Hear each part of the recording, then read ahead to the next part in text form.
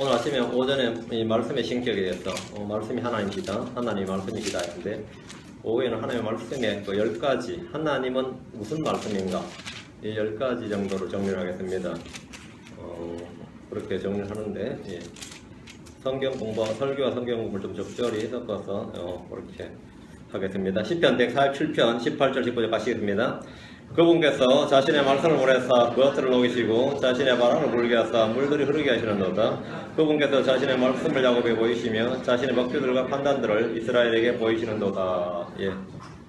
그래서 말씀을 보내사 했는데 제가 오랫동안 이 성경 읽기를 매우 강조하고 또 모두 기본적으로 모든 초신자들은 초신자가 성경 신자가 된 후에는 3독 이상을 해야 된다 이렇게 늘 이야기를 합니다. 3독 이상을 해야 기본적으로 이 설교가 들립니다.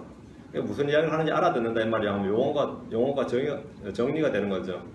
설교 듣기 위해서 성경 읽어야 돼요. 설교를 잘 듣기 위해서, 잘 이야기해서도 보통 하루 30페이지씩 읽으라고 하는데 이제 한영 대역으로 하면 사실 얼마 안 되죠. 절반은 그 영어니까 15페이지밖에 안 됩니다. 15장이 아니고 15페이지 정도입니다. 근데 이렇게 돌이켜 볼 때 그렇게 실천하는 사람은 들을 때 아멘 해놓고 실천하는 사람 별로 없습니다. 여러분도 오늘부터 성경 읽어야 되는데 오늘부터 어떤 경우에도 성경을 매일 읽겠다. 한 번쯤 한번 들어보세요. 성경을 매일 읽겠다. 지금 매일이라는 경우입니다. 어쩌다가 아니라 매일 읽겠다. 그 하나님 앞에서 여러분 약속하신 걸로 하시고 여러분이 항상 그 성경 안 읽은 날은 그 다음 날은 해결하셔야 됩니다. 그리고 읽어야 된다 이 말입니다. 성경을 읽고 매일 읽겠다고 하셨으니까 매일 읽어야 됩니다. 하나님 앞에서 오늘 여러분 결단을 생각하시면 됩니다. 주님께서 여러분 마음에 그 복을 주셔서 늘 성경에 대한 갈증과 추림을 주시길 바랍니다. 항상 성경 읽어야 됩니다. 성경 읽기가 영적 능력의 힘입니다. 기도하겠습니다. 이때까지 거룩하신 주 하나님 감사합니다. 주님께서 이 시간 손을 들고 주님 앞에서 매일 하나님의 말씀을 읽고자 하는 선한 의지와 또 자신의 마음의 소원을 보이는 형제자매들을 복주셔서 평생토록 곁에 두고 주의 말씀을 읽게 하시고 그 말씀을 마음에 쌓아둘수록 해주시를 간구합니다. 말씀을 통해 모든 일이 이루어진다는 사실을 압니다. 주께서 얘들이 말씀을 사용할 수 있는 힘을 주시고 지혜와 명철을 부어주시를 간구합니다. 이 시간도 선포된 말씀에 기름 부어주시고 성도들 마음속에 말씀을 풍성히 거하게 해주시기를 원합니다. 은혜와 복을 주십시오. 주의 성기도 합니다. 아멘. 여러분이 교회가 뭐 말씀만 있으면 되느냐? 기도도 있고 찬송도 있고 선교도 있고 전도도 있고 뭐 교제도 있고 또 뭐라 그러죠? 뭐도 있고 이런 게 다 해야 제대로 된 교회지 뭐 말씀만 있다고 교회냐 그런 분들 있죠. 말씀만 있으면 되냐? 그럼 그 말씀 침례 교회는 뭐 기도 침례 교회는 아니냐 이 말이에요. 이 말씀을 가지고 주님께 구하는 게 기도입니다. 말씀을 가지고 주님을 높이는 게 찬양이고 말씀을 가지고 서로 위로하고 서로 권면하는 게 그게 교제예요. 말씀 없이 하는 건 뭐죠? 소셜 클럽이죠. 말씀을 가지고 모든 걸 하는 것이지 뭐 말씀만 가지고 되느냐 그런 거는 뭐 아예 그런 그 스튜피드한 어리석은 그 질문이나 대화가 없어요. 이런 자기 무지를 폭로하는 거죠 사실은. 그러다 여러분이 오골적으로 이 무식하다 그러면 안 돼요. 그냥 이놈이 무지하구나 이렇게 그냥 마음으로 생각하고 다분히 권면을 하세요. 말씀이 중요하다 이렇게. 말씀이 사실 전부입니다. 말씀은 여러 가지 중에 이 5가지 중에 하나 이게 아니라 사실은 그 중간 축입니다. 말씀에서 모든 게 나온다 이 말입니다. 사람들은 저마다 핑계도 많고 변명도 많지만 이 성경을 꾸준히 읽는 일보다 더 중요한 일은 결단코 없습니다. 성경을 읽는 일은 주님께서 왕들이 주신 명령이며 제사장들에게 주신 명령입니다. 여러분이 왕들입니까? 제사장입니까? 우리 모두 왕가의 제사장입니다. 성경 읽으라는 것은 아버지가 자녀에게 주는 명령입니다. 성경 읽으라는 명령은 성공을 보좌하는 길이며 형통한 길이기도 합니다. 성경을 읽는 일은 영적인 보화를 캐는 일입니다. 주님은 광산을 주셨고 캐는 일을 우리가 해야 될 일입니다. 성경을 읽는 일은 만나를 거두는 일과 같습니다. 하늘에서 만나를 매일 내려주시는 일은 주님이 일이고 그것을 거두는 일을 주어서 먹는 일은 우리가 해야 될 일입니다. 거두지 않고 주님 주셨다지 않으면 안 됩니다. 주님은 매일 내려주십니다. 거두는 일은 여러분이 해야 될 일입니다. 안 거두고 나서 딴소리 하면 안 됩니다. 딴소리 하기 역깁니다. 하늘에서 만나를 내리시는 일은 주님이 하신 일이고 거두어서 먹는 일은 우리가 해야 될 일입니다. 성경을 읽는 일은 물을 마시고 씻는 일과 같습니다. 비를 내리시고 샘을 주시고 반석에서 물을 내시는 분은 주님이시지만 그 물을 가지고 마시고 씻는 일은 우리가 해야 될 일입니다. 성경을 읽는 일은 주님이 보내신 편지를 읽는 일과 같습니다. 우리 신약 성경의 대부분이 편지란 사실을 잘 알고 있습니다. 로마서에서 유다서까지 각 교회 성도들이 보낸 주님의 편지들입니다. 요한계시록도 7개 교회에 보낸 편지입니다. 편지. 이거 편지다, 이거 편지. 주님이 보내신 편지를 겉껍데기만 슬쩍 훑어보거나 대충 보았다면 그 책임은 우리에게 있습니다. 우린 중요한 편지일수록 읽고 또 읽어보고 의미를 정확히 파악하려 하듯이 주님이 주신 서신을 그렇게 읽어야 됩니다. 주의 깊게 읽어야 된다 이거죠. 여러분이 만에 법원에서 온 편지면 어떻겠어요? 이게 무슨 편지지? 이렇게 생각할 겁니다. 경찰서에서 온 편지라 좀 다르게 읽으면 그렇죠. 중요한 편지일수록 대할 겁니다. 중요한 편지일수록. 이것은 하나님의 손편지다. 이건 주님이 내게 보낸 편지다. 여러분 어떻게 돼야 되겠습니까? 성경은 하나님 주신 책입니다. 책의 표지만 보거나 여기저기 대충 보는 것은 저자를 무시하거나 모독한 일입니다. 우리는 중요한 책을 결코 그렇게 볼 수 없듯이 성경을 결코 그렇게 볼 수 없습니다. 창세기부터 요한계시록까지 반복해서 통독을 해야 되고 읽다가 중요한 부분은 표시를 해두고 암송해가면서 읽고 또 읽어야 됩니다. 모를 때는 어떻게 해야 됩니까? 한 번 더 읽어야 됩니다. 뭐 다른 거 없어요. 한 번 더 읽을지니라요. 반복해서 읽으라 이거예요. 성경을 읽는 일은 내 안에 마음밭에 씨를 뿌린 것 같습니다. 주님이 주신 씨앗을 창고에만 두고 뿌리지 않는다면 여러분은 어떤 열매도 거둘 수가 없을 겁니다. 전도서 기자가 말하기를 바람을 살피는 자는 씨를 뿌리지 못할 것이요 구름들을 주목하는 자는 거두지 못하려다 했습니다. 바람을 살피는 자는 뭐라고? 씨를 뿌리지 못할 것이요 바람 살피는 사람 씨를 못 뿌린다. 사업이 바쁘다, 아이들 숙제를 봐줘야 된다, 자멸도 해야 된다, 몸이 피곤하다, 뭐 여러가지 합당하고 정당하고 타당한 이유, 핑계를 만드는 사람들이 많이 있습니다. 바람은 현재 자신이 접하고 있으며 피부에 느낄 수 있는 겁니다. 마찬가지로 사업이나 자녀양육이나 가정이나 이런저런 학업이나 그런 모든 일들은 여러분이 현재 피부에 접하는 일들입니다. 이런 일로 이런 것들을 살피는 자는 씨를 뿌리지 못합니다. 씨앗을 뿌려도 자꾸 날려버립니다. 구름들을 주목하는 자는 현재보다 미래에 대한 예측으로 인해 일을 못하는 사람들입니다. 비가 올 것 같다는 예상을 하면 할 수 있는 일이 확 줄어듭니다. 비 올 것 같아 라는 마음이 드는 순간 뭐죠? 계획을 많이 수정해야 된다. 비가 많이 올 것 같아요. 구름들을 살피는 자는, 구름들을 주목하는 자는 거두지 못하려다. 비가 올 것 같은데 누가 거두러 나갑니까? 안 하죠. 사업 계획이나 각종 인생 계획이나 걱정이나 염려 등으로 인해 말씀을 읽을 수가 없다. 이런저런 염려, 걱정으로만 내일을 걱정하고 염려하고 자랑하고 계획하면서 부지런히 오늘을 사는 근면하고 성실한 사람들이 말씀의 씨앗을 뿌릴 수가 없습니다. 정말 열심히 사람들인데 이는 단지 전도의 씨앗만을 말하지 않습니다. 여러분 먼저 자신 안에 말씀을 풍성히 거하게 해야 되고 열매를 거두어야 됩니다. 주님 분명하게 말씀하셨습니다. 주님 뭐라고 말씀하셨느냐? 내 말이 너희 안에 풍성히 거하게 하여 이렇게 말씀하셨습니다. 요한복음 15장에 내 말이 너희 안에 풍성히 거하게 하여. 여러분 주야로 성경 읽고 묵상해야 됩니다. 여러분은 성경 읽기가 신앙생활에 얼마나 도움이 되는지 정확히 인지해야 됩니다. 어떤 사람들은 성경 읽는 일이 뭘 그렇게 중요하게까지 하겠느냐. 물론 도움이나 유익은 되겠지만 그것이 내 인생을 좌지우지하는 것이냐. 인생을 좌지우지합니다. 성경을 많이 읽는 것이 영적 삶의 전부가 아니라면서 막 거품 문이 들듯이만 그것은 마귀의 교리고 마귀의 가르침입니다. 성경을 읽어두면 영육간에 반드시 도움이 되며 풍성한 복이 임합니다. 아멘. 전도서 11장 6절에 넌 아침에 내 씨를 뿌리고 저녁에 내 손을 금하지 말라. 그 까닭은 이것이 잘 될는지 저것이 잘 될는지 혹은 그 둘 다 똑같이 좋을는지 내가 알지 못하기 때문이니라. 씨를 뿌리고 저녁에도 내 손을 금하지 말라 했습니다. 하나님은 뿌릴 씨앗을 주셨음에도 불구하고 이런저런 핑계와 이유만으로 성경 읽기를 거부하는 자들은 뭐 해야 되겠습니까? 회개해야 됩니다. 회개해야 돼요. 뭐 딴 거 할 거 없어. 지금 회개하라고. 회개하고 읽어야 됩니다. 때로 신령하고 믿음 좋은 체 하는 사람들이 성경 읽기를 방해하는 경우가 있습니다. 성경 읽기를 돕고 촉구하는 것이 아니라 방해하는 경우가 있어요. 성경 읽는 것도 중요하지만 인격이 중요하다, 마음이 중요하다, 삶이 중요하다. 중요 안 하다는 말이 아닙니다. 그게 중요하다면서 성경 읽기를 방해한다는 게 문제예요. 응? 인격 중요하고 마음 중요하고 삶이 중요한데 그 중요하다고 해서 어떡하라고요? 성경 읽으라고. 응? 성경을 읽는 것도 중요하지만 이게 아니고 성경 읽는 것이 이해가니까 성경 읽으라고. 응? 인격 중요하고 마음 중요하고 삶이 중요하죠. 실행이 중요합니다. 중요하니까 성경 읽으라는 거예요. 중요하니까. 응? 삶이 중요하다 하면서 성경 읽는 것이 다가 아니다 하면 속이는 말을 하는 거예요. 응? 성경 읽는 것이 중요하지만 하면서는 뭐죠? 한마디의 말씀이라도 실천하는 것이 중요하다. 순종하는 것이 중요하다. 열매 맺는 것이 중요하다. 누가 중요하지 않다고 했냐 이거예요.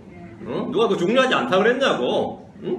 그러다 결국은 자신의 정체성을 드러내는 마지막 말을 딱 터뜨리는데 성경에 있는 것 그만두고 마음을 닦으세요. 이러면 되죠. 마귀야 물러가라죠. 사탄은 내 뒤로 물러가라 합니다.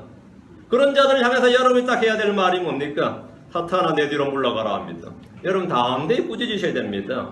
생각해보니 그렇네요. 들어보니 그렇네요 하면 뭐 올무에 걸린 겁니다. 이사 28장 24절에 씨를 뿌리려고 쟁기질하는 자가 하루 종일 쟁기질만 하겠느냐? 자기 땅에 흙덩어리를 캐내어 부수기만 하겠느냐? 땅만 갈아엎어 놓고 쟁기질하고 흙덩어리만 부수면 뭘 합니까? 그렇게 마음을 다 일고 나왔다 칩시다. 씨가 없는데 뭐 하겠어요? 씨를 뿌려야죠.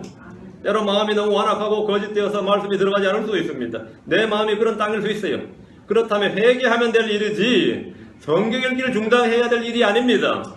말씀대로 살지도 않으면서 성경은 많이 배우고 많이 알아서 뭐 하느냐?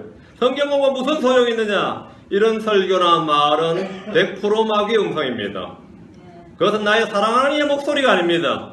인격을 갖추고 생활을 깨끗이 하고 삶을 거룩히 하게 한 다음에 성경 읽어야 한다는 것은 마귀의 논리고 마귀의 음성입니다. 그런 소리를 해본 사람, 들어본 사람 말고 그런 소리 해본 사람, 회개해야 됩니다. 내가 그동안 마귀를 참 많이 했구나 하고 회개해야 돼요. 씨를 뿌리는 농부란 누구나 물가에 씨를 뿌리고 싶어 합니다. 이사야 32장 20절에 모든 물가에 씨를 뿌리고 소와 나귀의 발을 그리로 보내는 너희는 복이 있느니라. 물가에 심겨온 나무, 물가에 뿌려진 씨앗은 열매를 많이 맺습니다. 여러분의 마음이 성령으로 충만하고 회개의 눈물이 풍성하고 주를 위해 수고하는 땀이 흘러난다면 물은 충분한 겁니다. 그게 바로 물입니다. 그게 바로 물이에요. 회개의 눈물입니다. 주를 위해 수고하는 땀이 바로 눈물입니다. 성령은 영생하도록 솟아난 샘물이며 생수의 강입니다. 누구나 좋은 밭에 씨를 뿌리고 싶어합니다. 거기에 뿌리면 30배에서 60배, 100배의 열매를 거둡니다. 성경을 읽는 일과 땅을 가는 일은 결코 분리되지 않습니다. 이런 말씀이 있습니다. 예레미야 4장 3절에 주께서 유다와 예루살렘 사람들에게 같이 말씀하시느니라. 너희는 묵은 땅을 갈고 가시던 물 속에 씨를 뿌리지 말라. 제가 보면 성경이 뭡니까? 보라, 성경은 묵은 땅을 갈고 가시던 물에 씨를 뿌리지 말라고 했다. 맞습니다. 그러나 이 구절이 성경을 읽지 말라는 말씀이 아닙니다. 이 구절은 너희는 가시던 물이니까 말씀에 씨앗을 뿌리지 말라는 것이 아니라 씨앗을 뿌릴 수 있도록 묵은 땅을 갈아서 뿌리라는 겁니다. 뿌리라는 것이 핵심이지 뿌리지 말라는 게 아닙니다. 너희 밭이 가시밭이면 갈아서 뿌리라고요. 그 자리 그대로 뿌리지 말고 뿌리지 말라가 핵심이 아니라 묵은 땅을 갈고 뿌리라가 핵심입니다. 호시아 10장 12절에 너희는 너희 자신을 위하여 의를 심고 긍휼로 거두며 너희의 묵은 땅을 부술지니 이는 지금이고 주를 찾을 때이기 때문이니라. 마침내 그분께서 오사 의를 비같이 너희에게 내리시리라. 우리는 말씀을 읽기 싫어하는 마음이 들 때 이미 내 마음밭은 묵은 땅에 되어가고 있으며 가시가 자라고 있다는 사실을 알아야 됩니다. 설교를 듣는데 달게 받아들이지 않고 삐딱하게 받아들여지고 자꾸 토를 달게 되면 여러분의 마음은 갈아엎어야 될 때가 되었다. 신호탄입니다. 하나님께서 신호를 주시는구나 이거야. 오늘 설교 유난히 짜증스럽다. 길었다. 이거 은혜가 안 됐다. 이거 갈아엎어요. 응? 갈아엎으라고. 하나님은 말씀을 보내셨네. 받는 것은 여러분이 해야 될 일입니다. 보내신 분은 주님이시고 받는 분은 여러분입니다. 하나님은 말씀을 통해서 일하십니다. 하나님은 성령을 보내주셨듯이 말씀을 보내주셔서 그 말씀으로 인도하시고 가르치시고 단련하시고 보호하십니다. 주님 오늘날 성도들에게 어떻게 말씀하시는가요? 성경을 통해서 말씀하십니다. 주님 저에게 말씀해 주시옵소서 하면 주님은 성경 보라 그러죠. 응? 성경 보라요. 마틴 루터라는 사람이 있었는데 오직 의인은 믿음으로 살리라 이 말씀을 들었습니다. 주님은 성경에 기록되어 있는 말씀으로 말씀해 주셨습니다. 잔 웨슬레라는 사람 아시죠? 역시 마찬가지입니다. 수많은 사람들이 모두 성경에 기록된 하나님의 말씀을 통해 말씀하시는 하나님의 음성을 듣고 믿음의 삶을 살았습니다. 오직 성경 한 권이면 족합니다. 미국 남부에서는 평신도부부가 시작한 성경 읽기 모임이 부흥해서 수십 명 이상의 성경 공부팀이 형성되었고 거기서 헌신된 선교사들이 대거 배출되었습니다. 성경 읽기만으로도 우리는 삶이 완전히 변화되는 경험을 할 수 있습니다. 주님 우리가 읽는 성경을 통해서 우리에게 말씀하시기 때문입니다. 성경 읽기만으로도 우리는 삶이 변화되며 영적으로 열매를 맺을 수 있습니다. 성경은 하나님의 영감으로 주어진 책이기 때문에 그 자체만으로도 완전한 책이며 누구라도 쉽게 읽고 얼마든지 변화받을 수 있습니다. 하나님께서 흙으로 사람을 내시고 그 코에 자신의 숨을 불어넣을 때 사람이 살아있는 호이 되었습니다. 주님께서 이 책에 자신의 숨을 불어넣을 때 이 말씀이 살아있는 말씀, 영이요 생명이 되었습니다. 우리는 이 말씀을 탐구해야 되는데 날마다 성경을 탐구하는 사람 되어야 됩니다. 주님이 맨 먼저 하신 일도 성경을 읽는 일이었습니다. 주님은 공생에 사역했지 맨 먼저 한 일. 누가복음 4장 16절에 예수님께서 자기가 자라난 나사렛에 가서 늘 하시던 대로 안식일에 해당에 들어가 성경을 읽으려고 심해. 예수님이 안식일에 늘 가면 하던 당번이 뭐였다고? 임무가 뭐였다고요? 주보 접는 일, 찬송가 인도, 오늘의 기도, 헌금송, 성경 읽는 일이었다고. 주님이 하신 일은 성경을 읽으려고 심해. 늘 하시던 대로. 주님은 해당에 가서 늘 뭐 했다는 거죠? 성경 읽었다 이거. 성경 읽었다. 다른 일은 남한테 맡기고 성경 읽는 일은 내가 하겠다 이거예요. 그게 주님의 사역이었습니다. 주님이 사람들에게 명령하신 것도 성경을 읽으라는 것이었습니다. 요한복음 5장 39절에 성경을 탐구하라. 이는 너희가 성경에서 영원한 생명을 얻는 줄로 생각하기 때문에 성경이 바로 나에 대하여 나를 증언하느니라 했습니다. 성경이 나를 증언한다 입니다. 어떤 날은 누가 예수를 증언한 것이 아닙니다. 성경이 나를 증언한다. 사도 바울은 디모데에게 성경 읽기를 가르쳤습니다. 디모데전서 4장 13절에 내가 이럴 때까지 읽는 것과 권면하는 것과 교리를 가르치는 것에 마음을 쏟으라.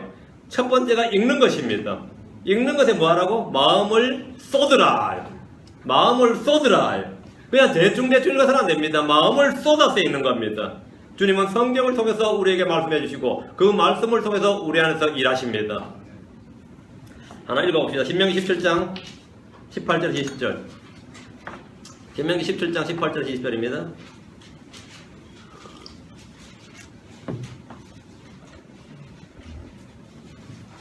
예. 여기는 왕이 된 자에게 주신 명령이 있습니다. 우리는 모두 왕가의 제사장입니다. 그리고 장차 그리스도와 함께 이 땅에서 통치할 자들입니다. 자, 왕에게 준 주의 명령이 무엇이냐? 신명기 17장 18절 20절입니다. 측근을 많이 도라든지 이러고 통치수라는 게 있죠. 제왕학이라는 게 있습니다. 그럼 성경에서 말하는 이 제왕학이 뭐냐라는 겁니다. 뭔 같아요? 제학을 많이 읽어요?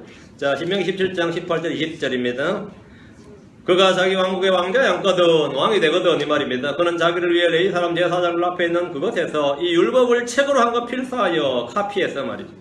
평생토록 자기 곁에 두고 그 안에 가서 읽었어. 주 자기 하나님 두려워하기를 배우며 이 율법의 모든 말과 이 법규를 지키고 행할 것이니라. 그리하면 그의 마음이 자기 형제들 위로 올라가지 아니하고 겸손의 방법이 뭐라는 겁니까? 매일 성경에 있는 거다. 내가 왕인데도 자기 형제들 위로 마음이 올라가지 않는, 왕이면 당연히 올라가죠. 왕인데도 자기를 낮출 수 있는 방법이 뭐라는 거죠? 성경에 있는다 이거죠. 그것도 평생토록 있는 겁니다. 그가 명령에서 떠나 오른쪽으로나 왼쪽으로 치우치지 아니하리니 이로써 이스라엘 왕 가운데서 그와 그의 자손들이 자기 왕국에서 자기 날들을 길게 하리라. 왕권 안정, 전국 안정은 뭘로 온다고요? 그렇지. 그게 제왕학이에요. 그게 왕의 왕도라. 왕의 법도라고. 내가 왕일 제일 잘하고 싶으면 말한 겁니다. 이거 하라고 이거. 여러분 왕가의 제사장으로서 좀 쫄짜처럼 안 보이고 좀 품위 있는 크리스천으로 살고 싶다 이거예요. 내 비록 육신은 이 모양이지만 내 속사람은 좀 왕가의 제사장다운 이 품위와 권위와 이 신성한 무엇을 좀 보여주고 싶다면 뭐 하라고요? 날마다 성경을 하라고요. 그게 안 되면 말이죠. 내 나이가 몇인데 해야 되고 내가 니보다 10살이나 더 먹었는데 이런 소리 해야 되고 나 그런 사람 지금 봤거든요. 나보다 10살이나 더 먹었다는데 어떡하라고 내가 10살 더 먹은 게 내 잘못인가? 응? 나보다 10살이나 더 먹은 사람이 에이 진리죠. 그런 사람 만나면 그죠? 안 질리고 싶으면 성경 읽었어요. 진리죠. 성경 읽으라고. 그건 마음이 안 높아져요. 응? 그러니까 이게 이 성경 읽기의 효능을 여러분이 정확히 알아야 됩니다. 응? 찬송도 좋고 기도도 좋고 교제도 좋고 밥 먹는 거 좋고 커피 마시는 거 좋고 다 좋죠. 마침 또 탁구 치죠. 좋지. 집에 가기 싫죠. 근데 성경 읽으세요. 응? 성경 읽으라고. 응? 주님이 말씀하신 성경 읽으라는 거. 성경 읽으라. 응? 여기는 성경 읽기의 유익이 모두 기록되어 있습니다. 성경 읽을 때 하나님 두려워하기를 배웁니다. 성경 읽을 때 그 사람은 겸손하게 됩니다. 성경 읽을 때 좌로나 우로나 치우치지 않습니다. 성경 읽을 때 날들이 길어집니다. 이게 성경의 장수학이에요. 응? 여러분이 동유럽 어디서 나오는 생명 유전과학 다 필요 없고 성경 읽으라고요. 응? 요즘 다 나보고 젊어지셨네요. 그래, 내 나이가 50이 다 됐는데 말이야. 성경 읽으라고. 응? 제 20대에 말이죠. 학교에서 수업 나오면 애들이 나 따라오면서 말이죠. 교수님 했어요. 내가 교수님 아닌데 뭐 강사님하고 레포트는 다음 주까지 내겠습니다. 뭐 이랬어요. 대체 얼마나 늙어 보이게 그러는 거야. 근데 지금은 뭐 나오면 뭐라 그랬어요? 같은 학생인 줄 알아요? 응? 제가 동료 데려가면 애들 내가 자기 다 학생인 줄 알아요. 동자 같이 가면 형제인 줄 알아. 응? 형제인 줄 알아. 얘들이 동양인들에게 나이 개념이 없거든요. 맞아, 우리도 마찬가지예요. 희한하면 얘가 몇 살 먹은지 잘 감이 안 잡히죠. 피부 색깔이 다르고 해서. 그럼 내가 동자 같이 가면 뭐 키도 비슷하지 않으니까 뭐 형제인 줄 알고 불안하다 이러거든. 주안에서 불안하죠. 맞다 그래요. 그것도 보통 맞다 그래. 응? 말씀 읽으라. 이거 말씀 읽으라. 성경 읽기는 성공과 형통함. 여기 첫 단초입니다. 요소 1장 8절에 너는 이 율법책을 내 입에서 하지 말게 하며 밤낮으로 그 안에서 묵상하여 그 안에 기록된 대로 다 지행하라. 이는 그리하면 내가 내 길을 형통하게 하고 또한 크게 성공할 것임이니라. 이 성공이라는 단어가 딱 한 번 나옵니다. 성경에 있어. 여기 나옵니다. 조건은 뭐라고요? 입에서 떠나지 말게 하고요. 매일 읽으란 말입니다. 하나님께서 요소에게 율법책을 내 입에서 떠나지 말게 하라고 하셨는데 이는 성경 읽기를 말합니다. 묵상을 읽은 말씀을 마음에서 떠나지 않게 하는 것이고 말씀을 지켜서 행하는 것은 읽은 말씀을 몸에서 떠나지 않게 하는 겁니다. 우리가 읽어야 할 책은 많아 보여도 오직 한 권 성경 읽기보다 더 중요한 읽기는 없습니다. 주님 오늘도 성경을 통해서 저와 여러분에게 말씀을 주십니다. 다음은 3장 21절에 내 아들아 이것들이 내 눈에서 떠나지 말게 하고 건전한 지혜와 분별을 지킬지어다. 내 눈에서 떠나지 말게 하고 계속 읽으란 말입니다. 내 눈에서 떠나지 말게 하고 다음은 4장 21절에 그것들을 내 눈에서 떠나지 말게 하며 내 마음 한가운데 간직하라. 내 눈에서 떠나지 말게. 항상 눈에 보이는 데 있어요. TV가 우리 집에서 항상 눈에서 안 떠나는 사람 있죠? 잘 때까지 TV 켜놓은 사람 그러지 말라고요. 내 눈에서 떠나지 말게 하고 성경이 눈에서 안 떠나도록 하라 이 말입니다. 성경이 눈에서 떠나지 않게 하라. 이스라엘이 살아갈 때 그들은 성경 읽음으로 영적 회복과 부흥을 맞았습니다. 출애굽의 여정 속에서 그들은 성경을 읽었습니다. 출애굽기 24장 7절에 언약의 책을 가져다가 백성이 듣는 데서 읽음에 그들이 이르되 주께서 말씀하신 이 모든 것을 우리가 행하고 순종하리다니. 그 광야에서 뭐 했냐면 책을 가져다가 백성이 듣는 데서 읽는 거예요. 백성이 그걸 배우는 겁니다. 듣고 배우는 겁니다. 그들은 낭독되는 말씀에서 하나님의 음성을 들었고 하나님께 순종할 것을 결단했습니다. 이것이 헌신이고 예배고 참된 섬김입니다. 여러분들은 말씀을 통해서 이런 결단을 하게 된다면 하나님의 음성을 제대로 들은 겁니다. 성경을 통해서 회개와 부흥이 옵니다.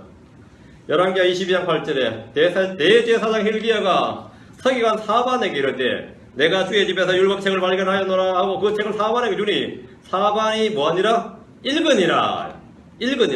사반은 성경 읽고 나서 왕 앞에서 그 책을 또 읽었습니다.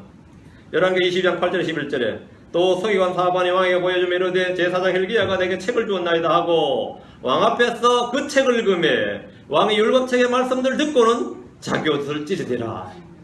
읽으니까 들었어요. 듣고는 반이 나온 거죠. 사반이 성경을 읽었고 왕이 사반이 읽는 성경의 말씀을 들을 때 이스라엘은 타락의 긴 터널을 벗어나서 회개와 영적 부흥을 맞았습니다. 말씀을 들을 때 회개와 부흥이 일어난 겁니다. 히스기야는 민족이 왜 이토록 망해가는지 알았고 주님이 왜 진노하셨는지 깨달았으며 어떻게 해야 하는지 알게 되었습니다. 우리는 성경을 통해서 말씀하신 주의 말씀을 들었기 때문입니다. 여러분이 성경을 통해서 자신의 문제와 가족의 문제와 교회의 문제와 조국의 문제를 깨닫고 어떻게 해야 하는지 들을 수 있습니다. 그것을 듣고 하나님의 문제가 회개하고 기도하는 겁니다. 성경을 통해서 영적인 각성과 부흥이 옵니다. 참된 경배는 성경 읽기를 통해서 성경을 펴는 데서 온다. 성경을 펴는 것은 곧 여러분의 마음을 오픈하는 겁니다. 마음을 열어라. 어떻게 하냐? 성경을 펼칠 때 목사들은 보통 지갑을 열어라 그래요. 여러분 지갑을 열어라 그러는데 저는 지갑 열라 그러잖아요. 지갑은 닫아 두시고 마음을 열어라 해요. 그 표시가 뭐냐? 성경을 펴라 이거. 성경을 펴라. 성경을 펴라. 성경을 보라 말입니다. 성경을 보라. 느헤미야 8장입니다. 자, 돌아온 바빌론에서 돌아온 이스라엘이 한 일입니다.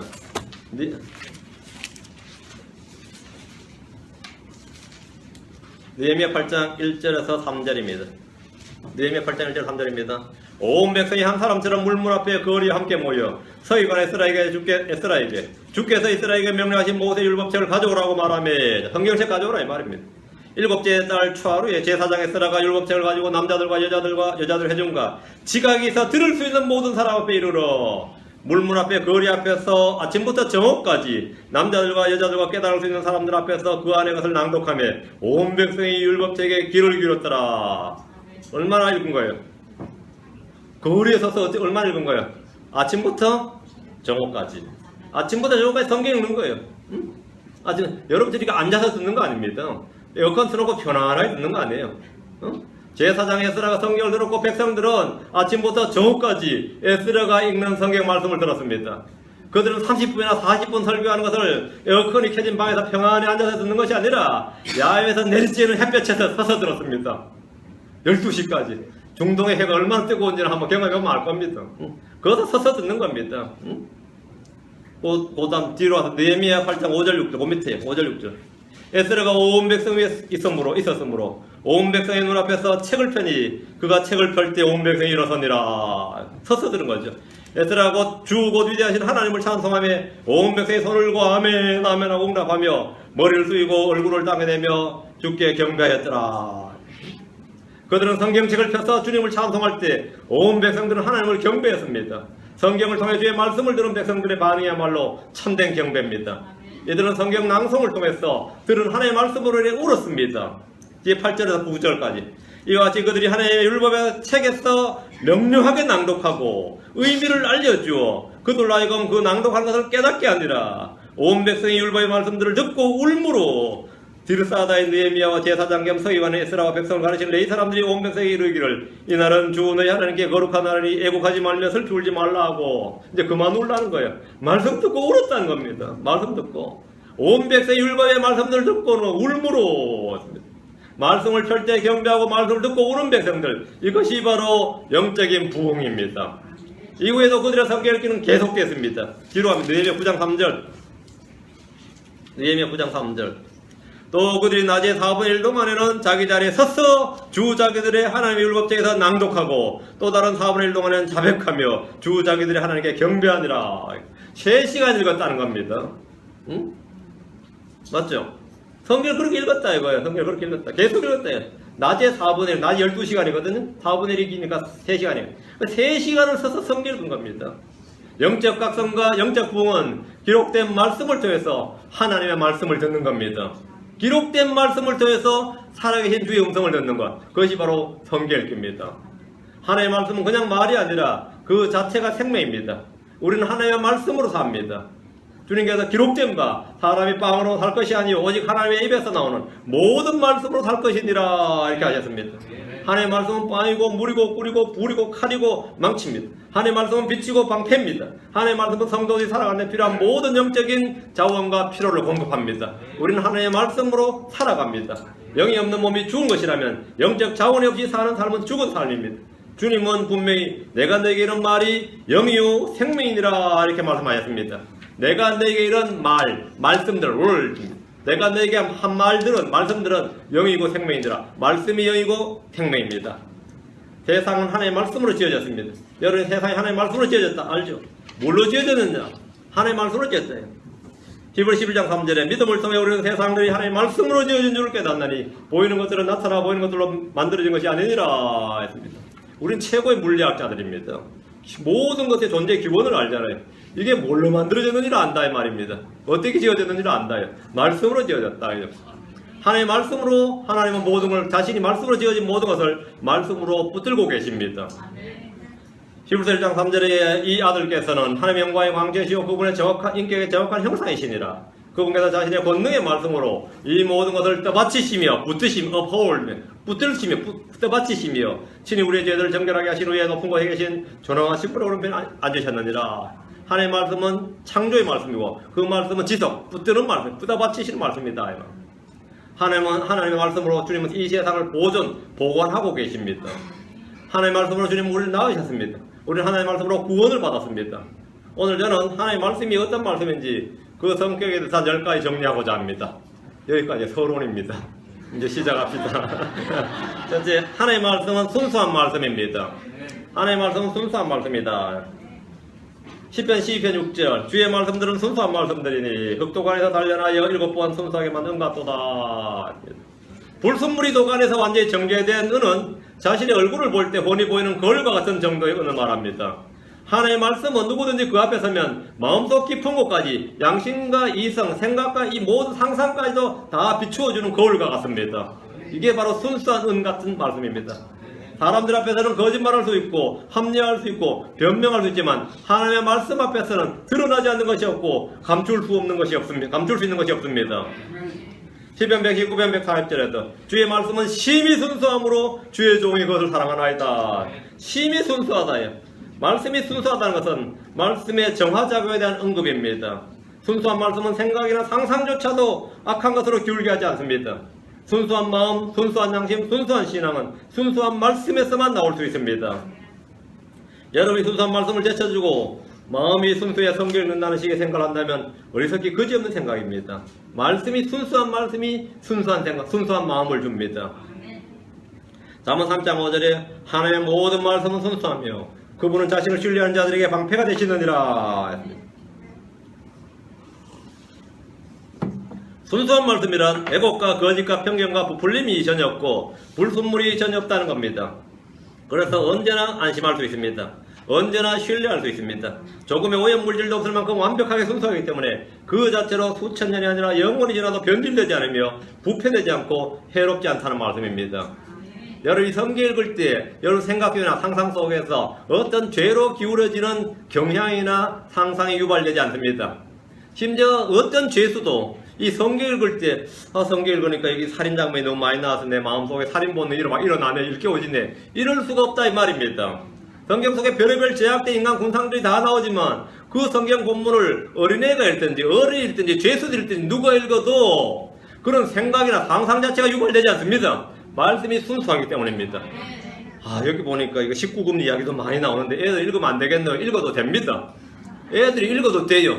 그 내용이 잡지나 소설이나 신문에 나오면 문제가 됩니다. 그러나 성경에 나오면 여러분 읽어도 돼요. 우리 아버님 이제 구원 받았는데 이걸 롯의 딸 이야기는 좀 그렇다. 여기 찍어주자. 그럴 필요 없어요. 근데 이런 부분을 성경이 나와서 아버님 이 부분은 좀 안 읽었으면 좋겠다 싶어도 놔둬도 돼요.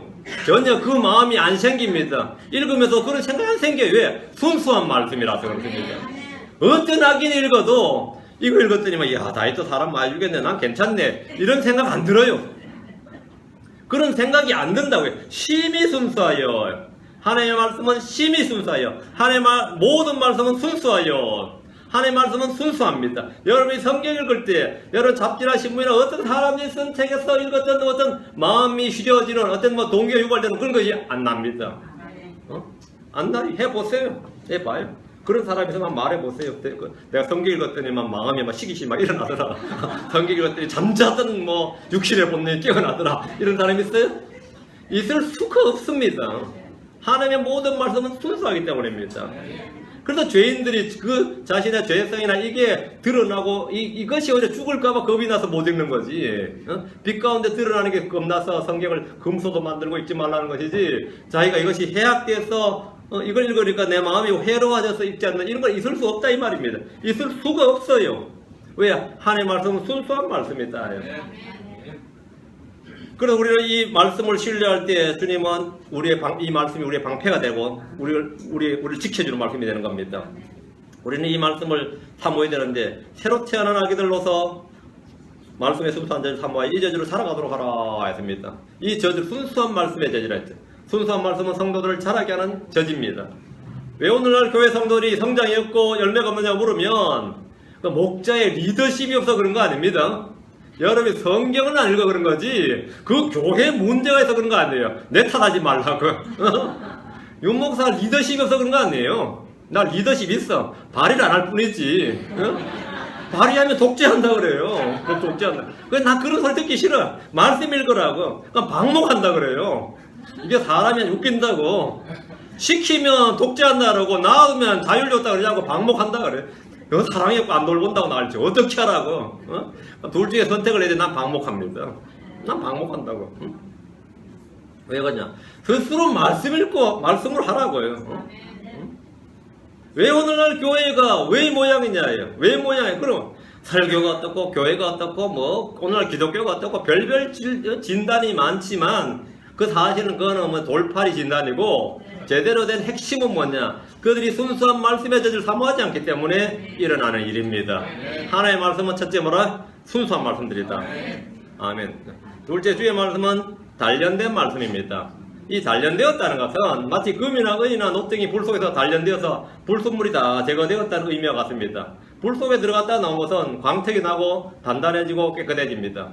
하나님의 말씀은 꼭 그와 같습니다. 하나님의 말씀은 어떤 금속보다 강해서 불 속이나 물 속이나 그 어디라도 들어갈 수 있으며 그런 과정을 통해서 더욱 단련됩니다. 여러분 10년 전에 들었던 설교나 지금 들었던 설교의 내용이 같아도 동일하게 들리지 않을 겁니다. 몇십 년 전에 읽었던 성경 읽으면 또 다르게 느껴지고 또 다르게 다가오는 것을 알 수 있습니다. 말씀은 살아있으며 단련되기 때문입니다. 사무엘하 22장 3절에 하나님으로 말하건대 그분의 길은 완전하고 주의 말씀은 단련되어 순수하니 그분은 자신을 신뢰하는 모든 자에게 방패가 되시는도다. 여러분이 한때는 의심했고 싫어했고 무관심했고 멸시했던 말씀들이 새롭게 능력있고 은혜롭게 내게 다가오는 체험이 될 겁니다. 말씀은 수천 년의 역사를 통해서 수없이 많은 시험과 공격과 근거 없는 비방과 의심과 욕을 먹었지만 그럴 때마다 더욱더 강력하게 역사했습니다. 우리 개인에게도 마찬가지입니다. 시편 18편 3절에 하나님으로 말하건대 그분의 길은 완전하고 주의 말씀은 단련되어 순수하니 그분은 자신을 신뢰하는 모든 자에게 방패가 되시는도다. 주의 말씀은 성령의 검이기도 한 공격무기이기도 하지만 여러분을 지켜주는 방패가 되기도 합니다. 여러분이 말씀으로 무장하고 있다면 어떤 사람의 공격에도 여러분은 두려울 것이 없습니다. 응? 욕하면 해라 이거야. 나는 상처받는 것이 두렵지 않다 이거야. 응? 저는 그렇습니다. 하라고 상처받는 게 두렵지 않다. 에이 더러운 놈이다 그러면 나는 아니상 더럽고 사악한 놈이다 그래요. 내 육신은 더럽고 사악한 놈이다. 그렇게 하면 잘못한 거고. 응? 뭐 사람의 육신 다 똑같은 겁니다. 그 사람 자질 없는 사람 자질 없는 정도가 아니라 뭐 바닥이 지하로 파고 내려갑니다. 지하 땅바닥이 아니에요. 우리는 아무것도 아닙니다. 상처받는 것은 두렵지 않다. 여러분이 누구 상처받나 걱정하지 마세요. 언제나 치유할 수 있는 기름 부음이 있습니다. 아멘. 언제나 주면 네가 나를 공격하려면 고시할 것이다. 말씀을 두들겨 부숴야 되는데 어려울 것 같다 그래요. 말씀을 방패로 삼으세요. 하나님을 나의 방패로 삼으시라고. 응? 단련된 말씀이 여러분을 단련합니다. 아멘. 말씀이 단련된 것처럼 그 단련된 말씀은 여러분을 단련합니다. 요셉을 보십시오. 요셉은 여러분이 환경과 시련으로 단련된다고 생각합니까? 어떻게 생각해요? 요셉으로 만든 그 하나님의 사람 요셉으로 만든 그 요셉을 여러분이 수십 년의 그 엄청난 고난이 그 사람을 단련했다. 어떻게 생각해요? 맞아요? 아니에요? 그럼 뭐가 단련했어요? 그래요? 한번 봅시다. 시편 105편 17절 19절 시편 105편 17절 19절입니다.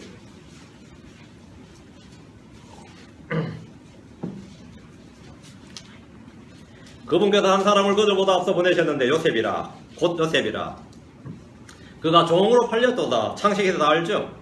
그들이 그의 발을 족쇄로 상하게 하고 그를 새 안에 넣어두되 이게 감옥행활이었습니다. 그분의 말씀이 말 때까지 그러하였도다. 주의 말씀이 그를 하였도다. 오케이. 주의 말씀이 그를 단련하였도다. 그 조셉이 형제들이 단련한 게 아니었어요. 그죠? 주의 말씀이 그를 단련하였도다. 고난과 시련을 통해서 하나님의 말씀이 더욱 진림이 드러나시 여러분은 고난과 시련을 통해서 우리가 읽고 듣고 믿는 하나님의 말씀이 더욱 신뢰할 만한 하나님의 말씀이라는 사실이 드러납니다. 그것이 입증된단 말입니다. 이것은 모든 신앙인들이 간증하는 고백이기도 합니다. 주님은 단련하시는 하나님입니다. 단련된 말씀으로 단련한다는 겁니다. 시편 66편 10절 앞으로 갑니다. 시편 66편 10절 시편 66편 10절 오 하나님이여 주께서 우리를 시험하시되 오늘 재련한 같이 우리를 단련하셨나이다. 우리를 단련하셨나이다. 주께서 단련하셨다는 거죠. 욥기 4장 10절에도 그러나 내가 가는 길을 그분께서 하시나니 그분께서 나를 단련하신 뒤에는 내가 정것이 되어 나오리라. 주님께서 단련하신다는 거예요. 주님께서 어떻게 단련합니까? 말씀을 보내셨어. 그렇죠? 주의 말씀이 그를 단련하였도다 하면 말씀이 단련합니다. 여러분은 한 가지 사건에서 한마디 말씀을 더욱 깊이 배우게 될 때 그것은 훌륭한 교훈이 됩니다. 훌륭한 영적 배움이 됩니다. 어떤 사건에서 뭘 배운다? 말씀을 배우면 그 사건은 헛된 것이 아닙니다. 현재 주의 말씀은 생명의 말씀입니다. 영원한 생명은 모든 사람의 꿈입니다. 생명 없이는 삶이 없습니다. 생명이 출발이고 삶이 결과입니다. 삶으로 생명이 이룰 수는 없습니다. 육체적 출생의 관문 없이 육체적 삶이 있을 수 없듯이 영적 출생이란 관문 없이 영적인 삶이란 있을 수 없습니다. 삶을 통해서 생명이 이루려 한다. 좀 어리석은 일이죠. 그게 종교입니다. 그게 종교예요. 생명을 통해 삶이 이루는 거지 삶을 얻는 것이지 어떻게 삶으로 생명을 이룰 수 있는 건 있을 수 없는 일인 겁니다.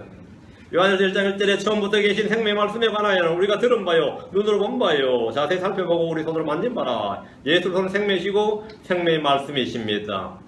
요한복음 6장 68절에 주여 영원한 생명의 말씀들이 여기 있사온데 주께 있사온데 우리가 누구에게로 가오리까? 생명의 말씀들이 주께 있다. 주님이 말씀 생명의 말씀입니다.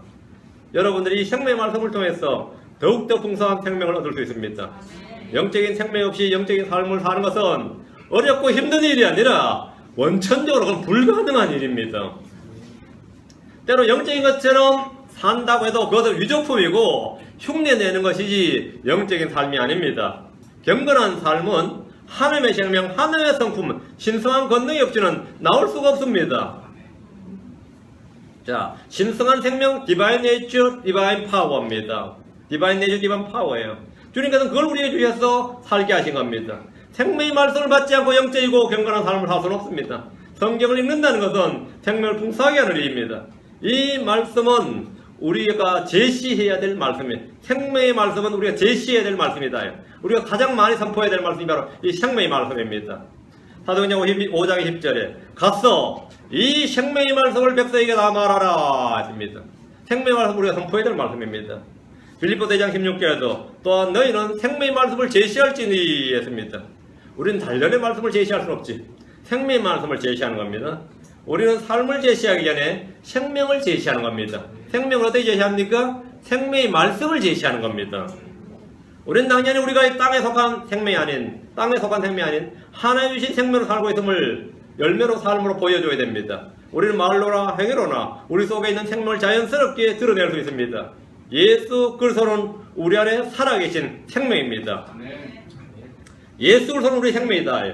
갈라디아 2장 20절에 나옵니다. 내가 그리스도와 함께 십자가에 못 박혀 있으나 그래도 불구하고 나는 사노라. 그러나 내가 아니요 그리스도께서 내 안에 사시느니라. 나는 지금 내가 육체 안에 사는 삶을 나를 사랑하사 나를 위해 자신을 주신 하나님의 아들의 믿음으로 사노라. 내 안에 사는 생명은 주님이십니다. 주님은 생명의 말씀이시기에 우리에게 말씀을 보내셔서 살리셨습니다. 시편 119편 50절에 내가 고난당할 때 이것이 내 위로가 되어 사오리. 이는 주의 말씀이 나를 살리셨습니다. 주께서 다시 나를 살리셨죠. 근데 성경은 주의 말씀이 나를 살리셨다. 주님은 어떻게 나를 살리시냐? 말씀을 통해 살리시는 거지. 그게 생명의 말씀이다 이 말입니다. 이게 바로 말씀의 신격입니다. 넷째, 주의 말씀은 믿음의 말씀입니다. 로마 10장 8절 17절 여기는 언더라인을 좀 해야 됩니다. 로마 10장 8절 17절입니다.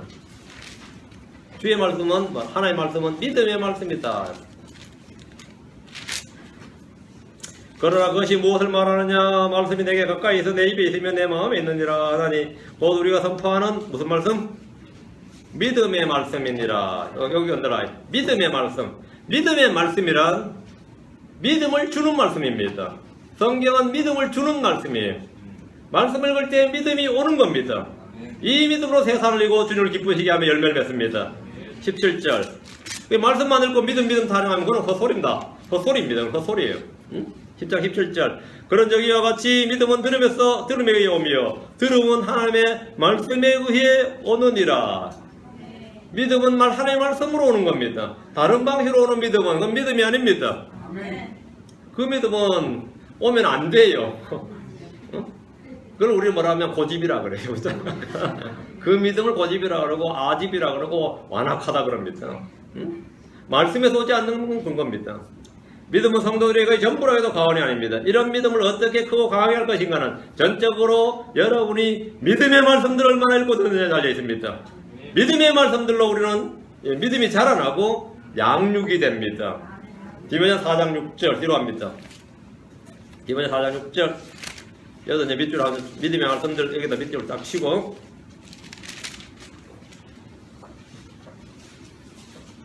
내가 형제들에게 이것들을 기억하게 하면 내가 도달한 믿음의 말씀들과 여기 언더라인 내가 도달한 믿음의 말씀들과 선한 교리의 말씀들로 양육받은 예수 그리스도의 선한 사역자가 되리라. 무슨 말씀으로 사람이 양육되는 거예요? 믿음의 말씀들과 선한 교리의 말씀들입니다. 아멘. 여러분이 주님의 사역자가 되고 무슨 영적인 일을 하고자 한다면 필히 이 믿음의 말씀으로 양육을 받아야 됩니다. 아멘. 다들 주의 말씀은 진리의 말씀입니다. 진리의 말씀, 성경 자체가 진리의 말씀이지만 진리의 말씀. 잠언 22장 21절, 전도서 12장 10절, 잠언 22장 21절만 찾으세요. 잠언 22장 21절.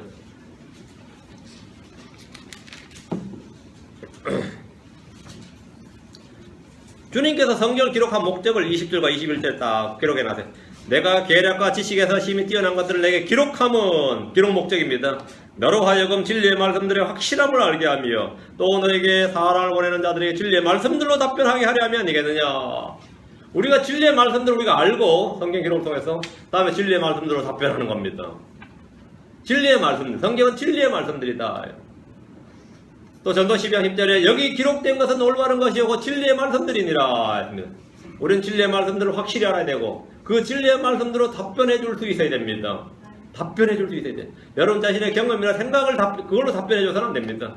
사람들의 견해를 또 사람들의 뭘 학문을 배워서 그걸로 답변해 주는 게 아니라 진리의 말씀대로 답변해야 됩니다.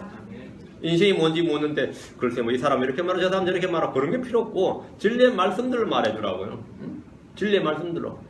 내가 답이 있으면 누구에게 답을 줄 수 있습니다. 내가 답이 없는 사람은 남에게 답을 줄 수가 없어요.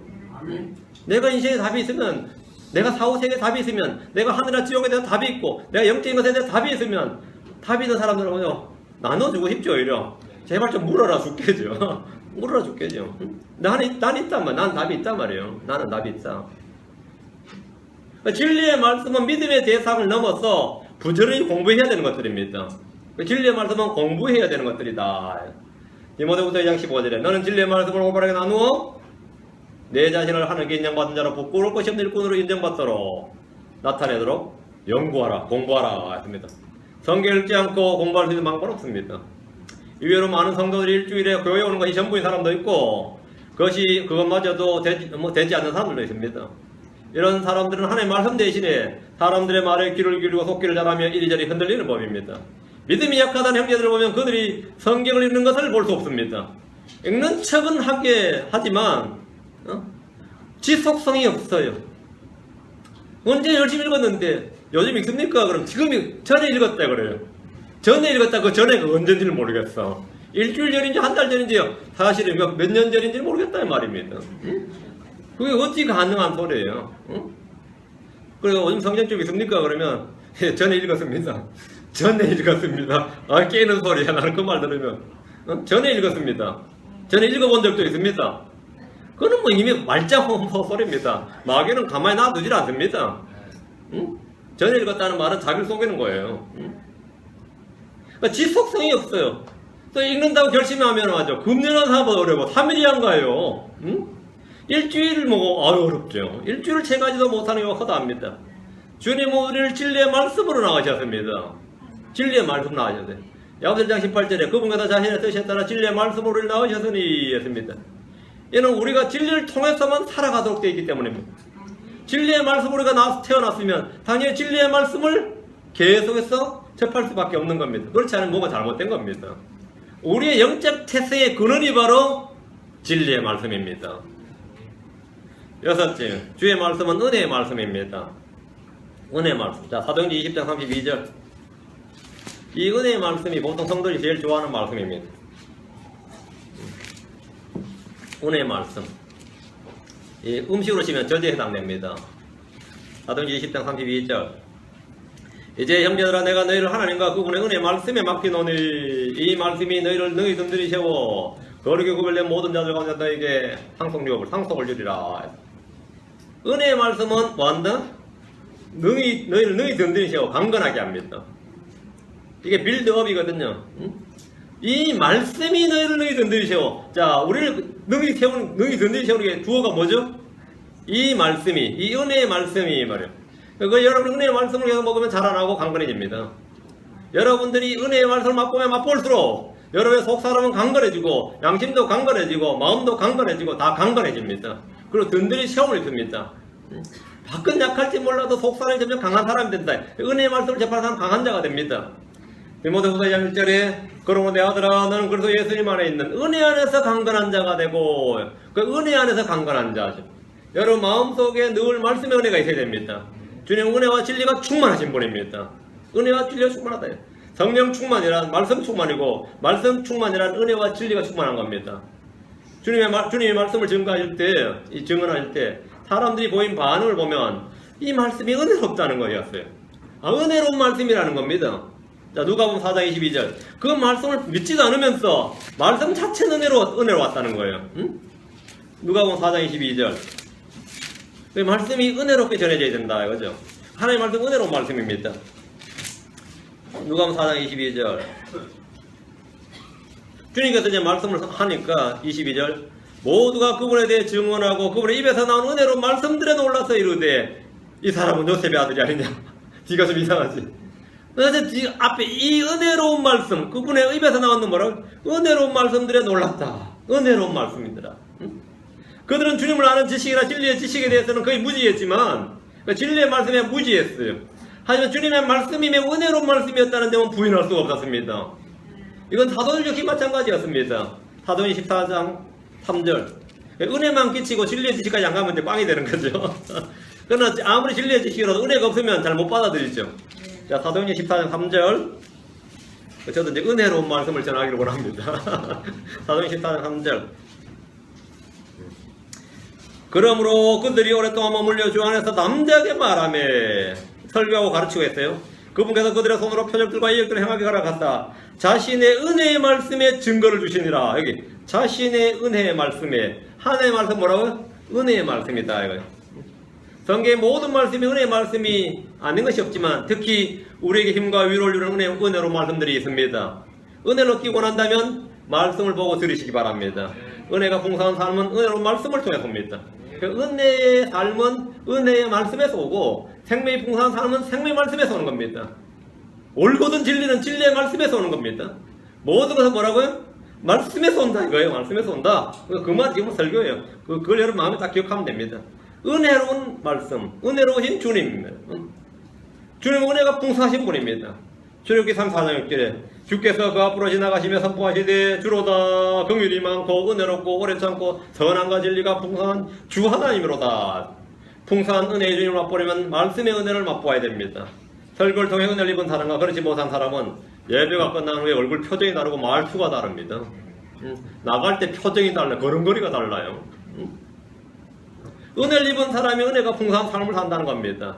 고린도서 4장 15절에 모든 것이 너희를 위하여 있나니 이것은 많은 사람의 감사를 통하여 풍성한 은혜가 넘쳐나서 하나님께 영광이 되게 하려 함이니라. 풍성한 은혜가 넘쳐났어. 은혜가 넘쳐난다는 이 현실적인 거죠. 그냥 마음에만 있는 게 아니다 이 말입니다. 고린도서 8장 7절에도 그러니 너희가 모든 일곱 믿음과 말과 지식과 모든 열심과 우리를 사랑하는 일에서 풍성같이 이 은혜에도 풍성할지니라. 은혜의 풍성함이었죠. 고린도 교회가 은혜가 풍성한 일을 했던 것은 이들이 은혜를 풍성히 받았기 때문입니다. 그 은혜로운 삶에서 뭐가 나온다고요? 은혜가 풍성한 삶도 나온다는 겁니다. 은혜가 풍성한. 여러분이 감사나 찬양이나 성금이나 물질이나 나눔이나 구제 등은 강요로 되는 것이 아니고 교리 공부로 되는 것이 아니라 은혜의 말씀에서 되는 겁니다. 그러니까 지갑 열 필요 없고 마음을 은혜로 말씀으로 채우면 제대로 열려요. 그게 말씀을 가득 채워주면 돼요. 말씀 가득 채워주면 마음은 저절로 열립니다. 말씀 가득 채워주면 돼요. 자, 일곱째 주의 말씀은 오늘 의의 말씀입니다. 의의 말씀입니다. 히브리서 5장 13절입니다. 말씀을 음식에 비유하자면 은혜의 말씀이 우유나 젖에 해당되고요.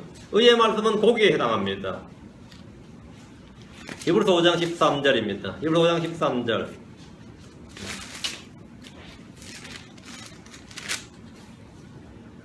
젖을 사용하는 자마다 갓난아이므로 의의 말씀에 능숙하지 못하니라. 의의 말씀에 얻으라. 의의 말씀. 자, 지금 성경의 성격, 말씀의 성격입니다. 의의 말씀이에요. 의의 말씀. 의의 말씀에 능속하지 못한 자니라. 은혜의 말씀에는 많이 익숙하고 좋은데 의의 말씀에 능속하지 못한 자가 있습니다. 저질 사용하는 자는 의의 말씀에 능속하지 못하다 했죠. 성경은 때로 어렵고 사람을 시험에 들게 하기도 하고 부담스럽게 하기도 합니다. 어떤 말씀은 그렇습니다. 어떤 부분을 입에는 달지만 배에는 씁니다. 오늘날 교회는 은혜의 말씀을 잘 증거하는 목사님들이 많고 은혜를 많이 받았다는 간증들도 있습니다. 감동이 되고 전적으로 뜻을 같이 하는 말씀들을 들으면 기분도 좋습니다. 덕분에 세월이 지나도 여전히 기저귀를 차고 있는 성도들로 가득 차 있습니다. 이것만 먹겠다 다른 건 다 싫다는 거예요. 어린아이들은 귀엽지만 성장이 멈추면 그보다 더 슬프고 비극적인 일이 없습니다. 고린도서 3장 2절 여기 기저귀 찬 사람들이 많은가 본데 고린도서 3장 2절 뗍시다. 의의 말씀도 좀 먹자 이 말입니다. 고린도서 3장 2절 내가 너희를 저주로 모이고 음식으로 하지 아니하였나니 이는 지금까지 너희가 그것을 너희 감당하지 못하였으며 지금도 너희 못하기 때문이로다. 저주로 모이고 음식으로 음식이 나왔죠. 이들은 의의 말씀을 접하지 않았거나 거부했기 때문에 늘 저주로만 살아있는 성도들이었습니다. 10년이 지나도 은혜의 말씀, 100년이 지나도 은혜의 말씀, 언제나 설교하는 은혜의 말씀만, 큐티도 은혜의 말씀만, 교제도 은혜의 말씀. 다른 이야기 그건 살아 죽어봐야 뭐 죽어보면 알겠지. 하늘 가서 따지지 뭐. 이거 뭐 이런 걸 하기가 싫은 거예요. 그거 막 해서 뭐 도움이 되냐? 그냥 은혜 받자, 은혜 받자, 은혜 받자. 의의 말씀은 지각을 사용해서 선악을 분별해야 되는 말씀입니다. 그러나 우리는 부담스러워하지 말고 의의 말씀을 바라고 사모해야 됩니다. 시편 119편 123절에 내 눈이 주의 구원과 주의 의의 말씀을 바라며 쇠약하오니 주의 의의 말씀을 바라며 의의 말씀을 바라며 내가 의의 말씀을 사모해야 된다 이겁니다. 은혜의 말씀도 물론이고 의의 말씀을 사모하여 젖을 주지 않는다고 때를 쓰는 아이들이 많이 있습니다. 그러나 젖을 떼는 과정이 반드시 필요합니다. 고통스럽고 울고 불어도 과감히 젖을 떼고 입에다 어른들이 먹는 음식을 넣어주고 씹게 해야 됩니다. 못 먹으면 굶겨서라도 먹게 해야 됩니다. 그렇지 않으면 젖을 떼어야 할 나이에도 젖을 물고 있게 됩니다. 이 교회가 어떤지 제가 정확히 잘 모르겠지만 이런 성장통을 겪는 성도들이 있을 줄 압니다. 그런데 불평이 많죠. 나는 저런 살기가 싫어. 막 엉으로 되죠. 얼굴은 굳어지고 노려봅니다. 그러나 이런 과정은 필수적입니다. 젖을 떼고 고기를 줄 때 아이들이 보이는 반응이 이런데 그러나 자녀를 사랑하는 부모는 반드시 그 과정을 거칩니다. 젖을 떼고 고기를 줄 때 아이들이 보이는 반응은 우리가 그건 필요적이단 말입니다. 여러분이 도덕적인 설교나 맨날 삶에 관한 설교를 할 때 좋죠. 젖에 해당하는 부드럽고 은혜로운 설교만 하면 뭐 그게 참 부담이 없단 말입니다. 단단한 음식, 질긴 고기를 내어놓고 먹게 하는 것은 또 그 역시 사역입니다. 여러분 그것을 사모해야 된다 이겁니다. 주의 말씀은 의의 말씀이다. 8째 주의 말씀은 권능의 말씀입니다. 누가복음 4장 32절 36절 주의 말씀은 무슨 말씀이다? 권능의 말씀이다. 누가복음 4장 32절 36절 예. 누가복음 4장 32절 사람들이 그분의 가르침에 깜짝 놀라니 이는 그분의 말씀에 권능이 있었습니다라. 뭐가 있었다고요? 예, 권능이 말씀에 권능이 있었다.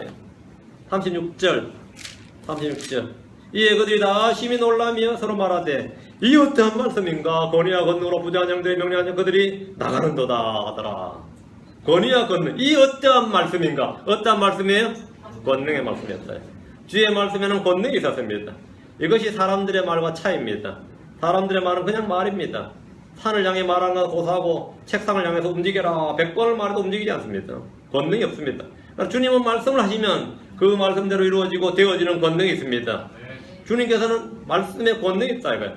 하나님의 말씀으로 모든 것을 지으셨을 뿐 아니라 그 말씀으로 모든 것을 붙들고 계십니다. 주의 말씀은 권능의 말씀입니다. 히브리서 4장 12절에 이는 하나님의 말씀이 살아있고 권능이 있어 양날라는 어떤 것보다 예리하여 혼과 영감의 관절 골수를 찔러 나누기까지 하고 또 마음과 생각과 의도를 분별하시는 분이시기 때문이니라. 권능이 있어. 권능의 말씀입니다. 우리가 성경을 읽는다는 것은 그냥 말씀을 읽는 것이 아니라 하나님의 권능의 말씀, 이 권능이 내 안에 거하게 하는 겁니다. 권능이 임한다는 것은 말씀이 임하는 겁니다. 권능의 말씀이 여러분 임하면 여러분 권능이 있는 겁니다. 우리는 이 권능의 말씀을 통해서 능력 있는 삶을 살 수 있습니다. 우리 자신의 입의 말로는 아무것도 되어진 것이 없습니다. 말로는 뭘 못하냐 그러죠. 말로는 뭘 못하냐. 그게 사람입니다. 주님도 마찬가지. 말로는 뭘 못하냐 다 한다. 주님은 진짜 말로 다 해요. 주님은 말씀으로 다 합니다. 사람은 말로는 뭘 못하냐 그런데 하나도 못하는데 주님은 말로는 뭘 못하시냐? 다 해요. 응? 주님은 그 말씀으로 다 한다. 그러니까 우리는 입을 다물고 주의 말씀을 듣는 겁니다. 그 말씀을 말하는 거죠. 우리는 이 권능의 말씀으로 산다 이거죠. 응? 우리 입에서 하나님의 말씀이 나갈 때 우리의 입은 무엇이든 다 할 수 있게 됩니다. 우리 입에서 생명의 말씀이 나가면 생명을 주고, 진리의 말씀이 나가면 해답이 없는 인생들에게 답변을 주게 되고, 은혜의 말씀이 나가면 그들을 강건하게 하고, 믿음이 나가면 믿음을 주고, 의의 말씀이 나가면 정확한 판단력을 줍니다. 하나님의 말씀이 나가면, 우리 입에서 그 말씀이 나가면 그 듣는 사람들은 그걸 받는 겁니다. 내가 이 사람에게 뭘 줄 수 있을까 싶지만 여러분 속에 여러분이 받은 말씀을 내놓으면 됩니다. 그것이 바로 여러분이 사역자란 뜻입니다. 여러분이 언제나 그걸 붙들고 있으면 꼭꼭 숨기고 있지 말고 쏟아내요. 받은 걸 쏟아내라고. 응? 그게 바로 여러분의 말씀의 사역자다예요. 권능은 모두 하나님께 속한 겁니다.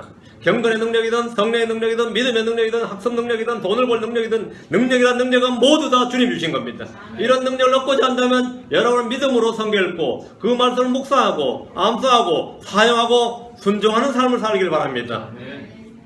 역대기상 29장 12절에 재물과 종기가 다 주께로부터 나오며 또 주는 모든 걸 다스리사 손에 권능과 능력이 있사오니 모든 사람을 크게 하신가 강하게 하심이 주의 손에 있나이다. 주님을 통해 권능을 얻고자 한다면 권능의 말씀을 보십시오.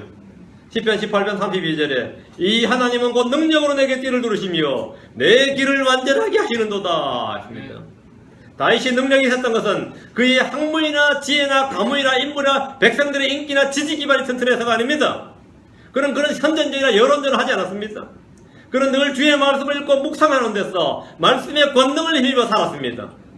시편 19편 14절에 오 나의 능력이시오 나의 구속자이신 주여 내 입의 말과 내 마음의 묵상이 주의 눈앞에서 받으실 만한 것이 되기를 원하나이다. 말도 바르게 하고 진리의 말씀으로 답변하니까 말도 바르게 하고 생각도 말씀이 이 권능의 말씀이 말이죠. 내 생각과 의도를 분별하니까 내 마음의 묵상도 주의 눈앞에서 받으실 만한 것이 되기를 원한다요. 나는 그런 말과 그런 생각을 하는 사람이 되기를 원한다는 겁니다. 여러분은 여러분의 삶을 더 낫게 해달라고 기도하기 전에 내가 그런 사람이 될 수 있도록 기도해야 됩니다. 사람이 먼저고 삶이 다음입니다. 삶으로 사람 바꾸는 일 없습니다. 사람으로 삶을 바꾸는 겁니다. 오늘부터 내가 삶을 바꾸겠다예요. 물론 종교로도 어느 정도 삶을 바꿀 수 있습니다. 어떤 각성이 일어나서 삶이 바꾸고 어떤 충격적인 사건을 경험해도 인생이 뒤바뀌었다는 간증들을 많이 있습니다. 사람은 그렇게 변하지 않습니다. 주의 말씀으로만 사람이 변화됩니다. 변질되지 말고 변화됐어요. 사람 많이 변했네, 그전 같지 않네 이런 소리 듣지 말고 변화를 받으라고. 변화를. 맞죠? 자, 9째 주의 말씀은 선한 말씀입니다. Good word. Good word. 좋은 말씀입니다. 선한 말씀입니다. 느헤미야 9장 13절에 또 신의 산에 강림하시고 하늘에서부터 그들과 말씀하사 바른 법도와 참된 율법과 선한 법규와 명령을 그들에게 주시고 선한 법규와 명령을 그들에게 주시고 주님께서 우리에게 주시는 말씀은 선한 말씀입니다. 선한 말씀, 선한 법규, 주의 선하심을 맛보고 알아야 됩니다. 시편 34편 8절에 오 너희는 주의 선하심을 맛보고 알지어다. 그분을 신뢰하는 사람은 복이 있도다. 주의 선하심을 맛보고. 우리말에는 인생의 쓴맛을 봐야 정신을 차린다는 속담이 있습니다. 그리스도인들은 주의 선하심을 맛보아야 정신을 차립니다. 그 쓴맛 보려고 하지 말고 주의 선하심을 맛보아 알지어다. 그건 여러분 우리 쓰는 말이 성경에 다 반대가 많아요. 이놈이 좀 쓴맛을 봐야 정신을 차리려나 그러지 말고 앞으로 만날 때 악상으로 선한 맛을 봐야 정신을 차리려나 이렇게 하란 말이에요. 주의 말씀에 선하심을 봐야 얘가 좀 교회도 잘 나오고 하려나 말씀에 선하심을 맛보시기 바랍니다. 그래요? 응? 그렇죠? 그리스도인들은 하나님의 선하심과 은혜로우심을 맛보고 알아야 제대로 사람이 됩니다. 주의 말씀이 소이꿀보다 달고 생수보다 시원하고 버터보다 달콤한 경험을 해봐야 그 사람 변해요. 이 말씀이 쓰고 저쩌고 그러면 이것저것 힘들죠. 말씀을 경험해야 됩니다. 베드로전서 2장 3절에 너희가 주의 은혜로우심을 맛보았으면 그리하라. 우리의 입이 어디에 길들여지고 무엇을 맛보아 하느냐는 매우 중요합니다. 성경 읽고 또 읽을 때 여러분 그 맛을 알게 됩니다. 아 정말 꿀보다 소이꿀보다 더 달도다. 응? 꿀과 젖, 버터보다 더 달도다. 알게 돼요. 알게 됩니다. 그럴 때까지 읽어야 됩니다. 난 안 그렇다면 어떻게 되겠습니까? 난 지금 그런 체험이 없다면 어떻게 되겠어요? 그때까지 읽는 겁니다. 그 맛이 느껴질 때까지 읽는 거예요. 다른 거 없어요. 그때까지 읽어야 돼. 그런데 맛을 봤으면 어떻게 돼요? 예, 계속 읽어야 되죠. 그 맛을 맛봤으니 읽어야 되는 겁니다. 이거 뭐 답이 뭐 간단해요. 10번째, 주의 말씀은 지혜와 지식과 명철의 말씀입니다. 고린도전서 12장 8절입니다. 지혜와 지식과 명철의 말씀이다. 지혜와 지식과 명철의 말씀이다. 예. 그래서 사람이 성경을 읽으면 단순한 자는 민감하게 되고 우둔한 자는 지혜롭게 됩니다. 고린도전서 12장 8절, 어떤 사람에는 성령을 통하여 지혜의 말씀을, 어떤 사람에는 같은 성령을 통하여 지식의 말씀을. 잘 보세요. 무슨 말씀? 지혜의 말씀, 지식의 말씀. 그러니까 지식을 주고 지혜를 주는 게 아니라 뭘 주는 거죠? 지혜의 말씀, 지식의 말씀입니다. 어떤 많은 책을 읽어도 사람은 지혜를 얻지 못합니다. 그러나 성경을 읽고 묵상하고 공부할 때 누구나 지혜를 얻게 됩니다. 요즘 어려서부터 조교육을 시키고 아이들 교육을 하면 정신을 못 차리는 부모들이 많이 있습니다. 그러나 지혜를 주는 교육은 학교나 학원에서 이루어지는 것이 아니라 성경을 통해서 이루어집니다. 디모데후서 3장 15절에 또 어린아이 때부터 내가 성경 기록들을 알았기 때문이니 그것들은 성경 기록들은 능히 너를 지혜롭게 하여. 사람을 지혜롭게 하는 게 뭐였던 거죠? 성경 기록들. 그것들이 능히 너를 지혜롭게 하여. 그래서 예수님 안에 있는 믿음을 통해 구원을 이루게 하느니라. 어릴 때부터 성경을 하는 것이 중요합니다. 성경이 지혜와 지식과 명철을 주기 때문입니다. 새벽 기도를 열심히 나가는 어떤 어머니가 자식을 위해서 매일 기도했습니다. 자기 자식이 솔로몬처럼 다니엘처럼 그렇게 하나님의 지혜를 얻어서 잘 먹고 잘 살 수 있기를 구하고 또 구했습니다. 생각할 때마다 우리 자식이 솔로몬처럼 주님 지혜를 주시옵소서, 솔로몬처럼 뭐 다니엘처럼 지혜를 주시옵소서, 막 기도를 하는 거야. 근데 어느 날 성경을 봤는데 이 기록을 봤어요. 그 시편 119편 99절 100절인데 주의 증거들이 나의 묵상이 되므로 나의 모든 스승보다 더 많은 명철이 내게 있으며 내가 주의 훈계들을 지킴으로 노인들보다 더 잘 깨닫나이다. 이거 기가 막힌 말씀이죠. 응? 주의 증거들이 나의 묵상이 되므로 모든 스승보다, 너의 모든 스승보다 더 지혜롭게 더 많은 명철이 내게 있으며. 와. 그 학교에서 배운 서서이든 나 인생의 서서이든 뭐 내가 멘토라 부를 만한 사람 어떤 사람보다 나의 모든 스승보다 말이죠. 성경 읽고 묵상할 때 그 누구 사회에서 명망 높은 어떤 학자보다도 인생에서 누구를 막론하고 더 많은 지혜와 명철이 있게 된다는 겁니다. 더 많은 명철이 있게 된다. 자신이 지혜롭게 되는 것이나 자녀를 지혜롭게 하는 방법이 같습니다.